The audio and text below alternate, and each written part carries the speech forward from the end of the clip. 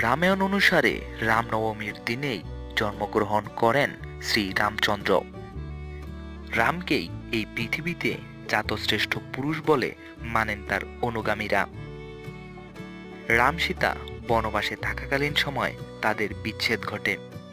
তাদের বিচ্ছেদ কি ছিল শুধুই কাকতালীয়, নাকি কোনো অভিশাপ? চলুন ভিউয়ার্স, আজকের পর্বে জেনে আসি রাম সীতা বিচ্ছেদের আসল রহস্য।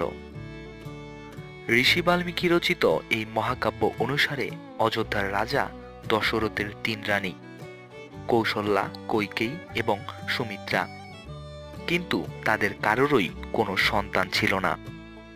উত্তরাধিকারী পাওয়ার আশায় ঋষশৃঙ্গ মুনির পৌরোহিত্যে এক বিশাল যজ্ঞ শুরু করেন রাজা দশরথ।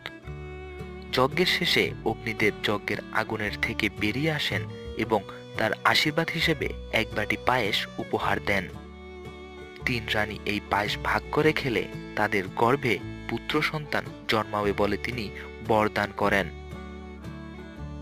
এদিকে সেই সময় ভয়ঙ্কর অত্যাচার শুরু করেছেন লঙ্কার রাজা রাবণ। ব্রহ্মার আরাধনা করে তিনি এমন এক বর চেয়ে নিয়েছেন যাতে কোনো দেবতা, গান্ধর্ব, যক্ষ এবং রাক্ষস তাকে বধ করতে পারবে না। কোনো মানুষের পক্ষে তার মতো মহাবীর পুরুষকে হত্যা করা সম্ভব নয়। বুঝে নিজেকে অপরাজয় ভেবে অত্যাচারের মাত্রা আরো বাড়িয়ে দেন দশানন রাবণ। রাবণ বধে ভগবান বিষ্ণুর দ্বারস্থ হন অন্য ভগবানরা। নারায়ণ যাতে দশরথের ঔরসে তার তিন রানীর কোনো একজনের গর্ভে জন্মগ্রহণ করেন, তার জন্য তাকে অনুরোধ জানান দেবতারা। মানুষের অবতারে বিষ্ণু জন্ম নিলে তবেই রাবণকে পরাভূত করা সম্ভব। এরপরেই কৌশল্যার গর্ভে জন্ম নেন রাম। অন্যদিকে সেই সময় নারায়ণের ওপর অত্যন্ত ক্ষুদ্র ছিলেন দেবর্ষি নারদ। একদিন এক সুন্দরী রাজকন্যার প্রেমে পড়েন নারদ। সেই রাজকন্যার তখন স্বয়ম্বরের আয়োজন চলছিল। নারদ সুদর্শন না হওয়ায় বিষ্ণুর কাছে আবেদন জানান যাতে স্বয়ম্বরের সময় বিষ্ণু নিজের রূপ নারদকে দান করেন। বিষ্ণুর আশীর্বাদ পেয়ে স্বয়ম্বর সভায় যান দেবর্ষি, কিন্তু রাজকন্যা বরমাল্য হাতে তার সামনে এসে হো হো করে হেসে ওঠেন।